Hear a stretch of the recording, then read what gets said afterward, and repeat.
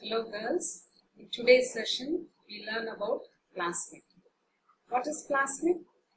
Plasmid is nothing but it is small, closed, covalently bound, circular, double-stranded, extra-chromosomal, stably inherited, which is present in prokaryotes, especially in bacteria. This was discovered by Joshua Liederberg in the year 1952, who is an American molecular biologist. While he was working in genetics, artificial intelligence and space exploration, he could notice several species of bacteria, and from that he could identify the plasmid, which is a small DNA found within bacterial cell apart from chromosomal DNA. Plasmid DNA is autonomously replicating unit which can replicate without the influence of chromosomal DNA.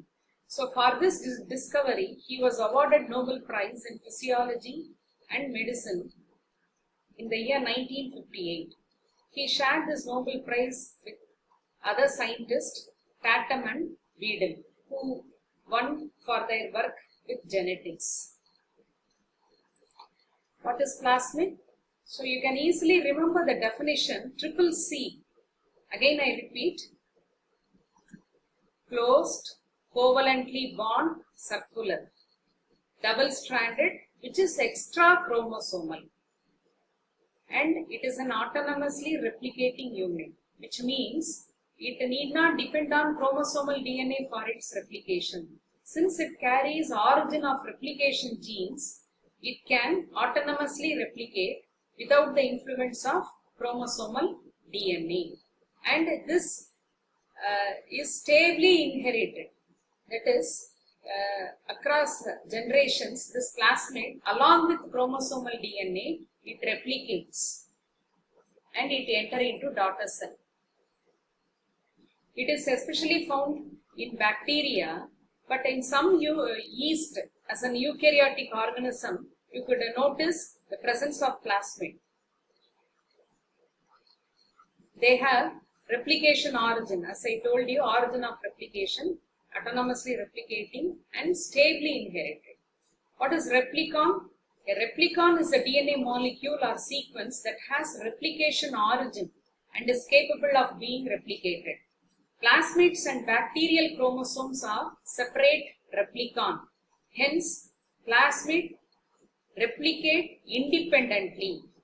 Plasmids contains only few genes, say 30 in number.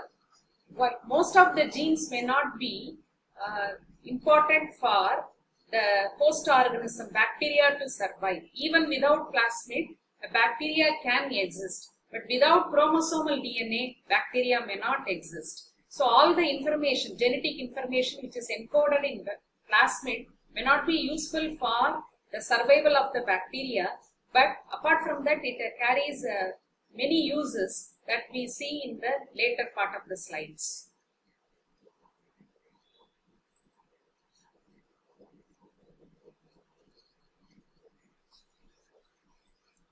Types of plasmids. On the basis of function, plasmids are categorized into fertility plasmid, resistant plasmid, whole plasmid. Fertility plasmid. What is fertility plasmid? It is also known as F plasmid. It carries the fertility genes, which is nothing but raw genes. This gene is mainly used for conjugation, that is, the transfer of genetic information between two cells. Resistance plasmid, which is notated as R plasmid. This plasmid contains genes which can build resistance to antibiotics or poison. The third one is Cole plasmid. This contains genes that encode for the antibacterial polypeptides called bacteriocins, a protein that kills other strains of bacteria. The Cole proteins of E. coli are encoded by proteins such as Cole E1. This Cole plasmid is a natural occurring plasmid. This plasmid is used in genetic engineering experiment without being modification further.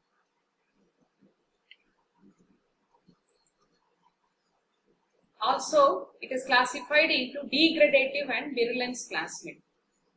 What is degradative plasmid? It allows to digest unusual substance, thereby toxicity of the host organism is removed. Say for example, superbug, which was invented by Chakrabarti, Pseudomonas foetida, can be classified under this degradative plasmid, where the oil which is found on the surface of ocean water are removed by the plasmids which is found in Pseudomonas foetida. Virulence plasmids. This the plasmid which encodes some genes which may turn the other bacteria into a pathogen.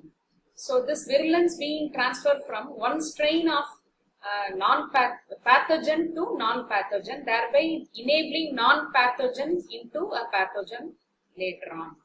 So DNA, this has the DNA transforming principle, virulence plasmids, right? What is episome? An episome is a plasmid of bacteria or viral DNA that can integrate itself into the chromosomal DNA of the host organism. For this reason, it can stay intact for a long time, being duplicated with every cell division of the host and become a basic part of its genetic makeup.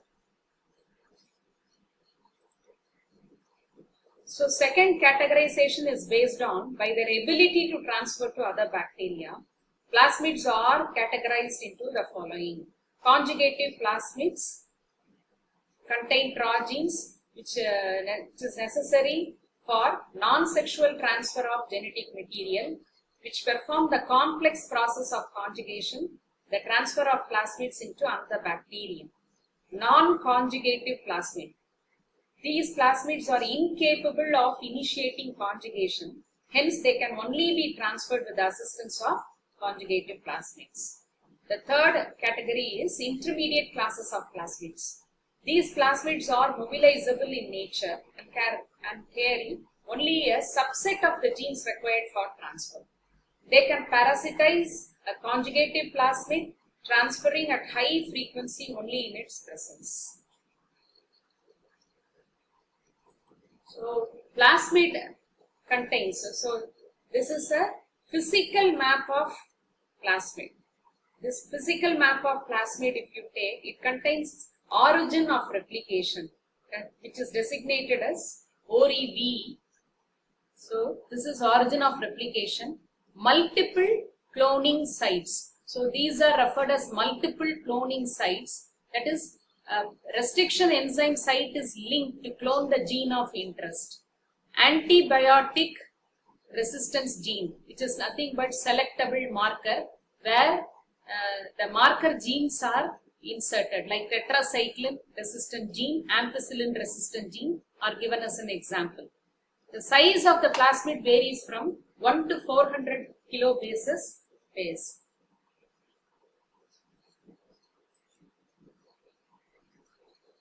Plasmid as a gene cloning vector. So normally the plasmid can carry a foreign gene which can transfer into the host organisms like E. coli. So if foreign gene is directly inserted into the host organism like E. coli, this E. coli may degrade the foreign DNA, identifying itself from self and non-self. But if you insert a foreign gene via plasmid, and when this plasmid is happened to introduce to the host cell may not identify foreign DNA. In course of time, the foreign DNA may get inserted into host cell chromosome, making it a recombinant one. So here, in that way, plasmid act as a gene cloning vector for the transfer of foreign gene into the host cell organism. So this plasmid have three key parts, that is origin of replication site, selectable marker gene, and a cloning site. The origin of replication is used to indicate where DNA replication is to begin. The selectable marker gene is used to distinguish cells containing recombinant DNA from cells that do not contain the foreign DNA. The cloning site is a site in the plasmid where the foreign DNA is inserted.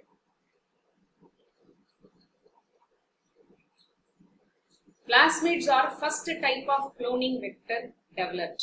These are used as a vector to clone DNA in bacteria. Engineered plasmids can be used to clone genetic material of up to 10,000 base pairs. So some of the examples are listed: PBr322 and PUC18 plasmid. So PBr322 is an artificial plasmid which are formed by integrating PSC101 plasmid, transposon 3 and COL-E1 plasmid. The desirable components from all these three plasmids are integrated to form PBr322, which is an artificial vector. The artificial vector may also be known as based vector or constructive plasmids. PUC18 is again another artificial plasmids which are normally used in genetic engineering lab for gene cloning experiments. Thank you.